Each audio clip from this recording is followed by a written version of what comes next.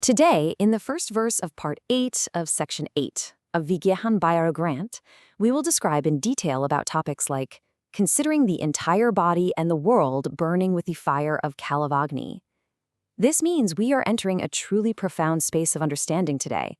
We are stepping directly into a primordial dialogue where Lord Shiva is revealing the absolute, unvarnished secrets of the universe to Mother Shakti. This isn't just some old textbook we're reading, it is a direct, active transmission of supreme consciousness. Have you ever just stopped and imagined the terrifying silence of time? A silence so deep that it actually precedes creation and outlasts destruction. What we are doing here is invoking a cosmic consciousness that completely bypasses our everyday surface-level anxieties, forcing us to directly confront ultimate reality. Now, this scene, this intense visualization of complete annihilation, it absolutely isn't meant to cause fear, not at all. Instead, it's actually the most profound spiritual technology designed by Shiva for Shakti, meant to completely burn away the illusions of the material world. Think about it. When everything you know, everything you are attached to, is reduced to absolute zero, what is left? That is exactly the journey we are embarking on today. And what's just incredibly fascinating is that we are looking directly at the ancient origin of this powerful method, manifesting specifically here on page 42 of this revered text. These original Sanskrit verses of Karika 52 and 53 are the exact, literal manifestation of that primordial dialogue. Here, Shiva is imparting a visualization that is so intense, so all-consuming, that it literally forces the mind to snap right out of its ordinary distracted state. We are looking at the literal blueprint for spiritual liberation. It's been preserved for centuries, detailing a step-by-step method of internal combustion that purifies the soul. Now, before we dive into the specific practice itself, we really need to wrap our heads around the core concept here, which is Kala Agni. So Kala means time or death, and Agni means fire. Put them together, and you have the cosmic fire of time, finality, and ultimate purification. In both a religious and philosophical context, you have to understand that Kala Agni is not just your ordinary fire that burns wood.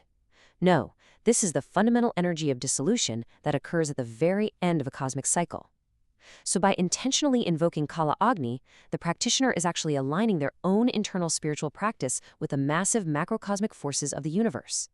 It is the one fire that leaves behind only the purest, indestructible essence of consciousness. Okay, let's look at Karika 52, the microcosmic fire. Let's dive right into this specific practice, moving from that vast, abstract cosmic fire down to the microcosmic reality of your very own physical body. The original Sanskrit verse states, Kalagnina kalapadat dakshangushtat. The literal meaning and simple English translation of this instruction is incredibly direct and honestly uncompromising. It says, meditate on one's own body being burnt by Kala Agni rising from the right big toe. Shiva is instructing Shakti, and by extension, us, the practitioners, to visualize this dark, all-consuming fire of time originating very specifically from the right big toe, which is known in Tantric terms as the Kalpad. It doesn't just spontaneously start everywhere at once. It starts right at the lowest extremity and rises. So here is the complete, comprehensive method of this sadhana, or spiritual practice. Step 1, you take your entire absolute focus and center it right on that right big toe, the Kalpad. Step 2, you visualize a fierce, unstoppable fire, that Kalagni, sparking to life right there. Step 3 is absolutely crucial. You have to intensely visualize this fire moving upward, systematically consuming the flesh, the bones, the nervous system, literally turning the entire physical body into formless ash. And finally, step 4, as the physical form is completely destroyed in your mind's eye, you experience the resulting profound, luminous peace. The entire illusion of the body is gone, leaving nothing but pure awareness. Now, what's really interesting about this slide is the mystery of the Tantric mantra. You see, visualization alone is incredibly powerful, but it's often coupled with specific sound frequencies to really unlock its true potential. And this is the Tantric essence of the practice, the mystery of the mantra Om Arakshar Raya Om. As detailed in the commentaries of the Vigyan Bhairav, while you hold that intense focus on the right big toe, you mentally recite this very specific mantra. From a tantric perspective, there are two distinct, fascinating interpretations of its significance. First, the actual phonetic vibration of these syllables physically resonates with the energy channels in your body, actively inducing a real sensation of internal heat. Second, it acts as an astrological and elemental map. The syllables correspond to the purification of the elements and the burning away of planetary influences that literally bind the soul to karma, that ongoing cycle of cause and effect. So the mantra is the literal spark that ignites the kalagni in the mind, taking the visualization from just a simple thought and turning it into a visceral, transformative internal fire. Let's move to and see how this builds in Karika 53, Universal Annihilation. Once you have totally mastered that microcosmic fire within the body, Shiva scales the practice up to a magnitude that is almost unimaginable. We are shifting from the annihilation of the self to the conscious annihilation of the entire universe. The original Sanskrit for Karika 53 tells us, Eva meva jagat sarvam dagdam dhatva. The simple English translation of this is, having meditated on the entire universe being burnt in this same way, the man of focused mind attains the supreme state. This is total, dramatic dissolution. You take that exact same dark fire of time that just turned your physical body to ash, and you mentally project it outward.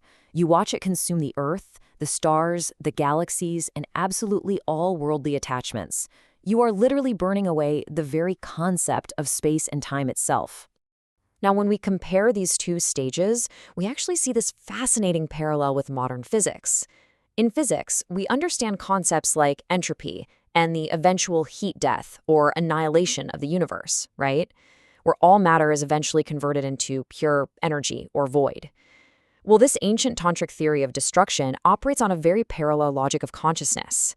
The body burning is the microcosm. It's about destroying your personal ego and your physical attachments.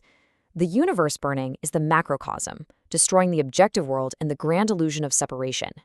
By intentionally escalating this destruction in your mind, you forcefully dissolve the boundary between the self and the other, realizing that both are ultimately just constructs within the grand void. So the crucial point is grasping the multi-layered depth of what Shiva is actually teaching Shakti here. Spiritually, this visualization is literally the ultimate tool for the total dissolution of the ego. Religiously, it represents the practitioner's ultimate complete surrender to the divine will within this sacred Shiva-Shakti dialogue. From a tantric perspective, you are learning how to safely harness absolute destructive energy to purify the subtle body, which is the energetic blueprint behind your physical form. Philosophically, it perfectly proves that when all physical reality is reduced to ash, the only thing that remains is pure, non-dual consciousness. And practically speaking, for you and me, this intense meditation forces the chaotic, noisy mind into a state of profound, unshakable stillness. And that brings us to the result, Shivatva and supreme peace. Because listen, after you have mentally burned your own body and the entirety of the cosmos, you do not remain in a state of chaos. You reach the exact opposite, the attainment of Shivatva, which is the state of being Shiva. This is the ultimate peaceful, luminous samadhi. It's a state of intense spiritual concentration and union that naturally follows the fire. By actively participating in the destruction of the physical illusion, the yogi reveals their own true, indestructible nature.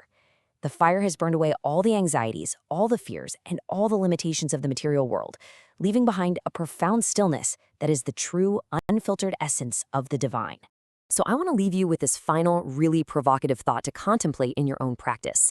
If you use the fire of Kalagni to entirely burn away your physical body and the entirety of the universe in your mind, what is the one true thing left remaining? That silent, observing presence that watches the ashes blow away, that is who you truly are. On behalf of the Vedmata AI family, it is our humble request that if you found our presentation informative, please share our explainer as widely as possible so that the authentic knowledge of Indian Vedic texts can reach the masses. Come, let us all participate in this yagya of knowledge. Har Har Mahadev.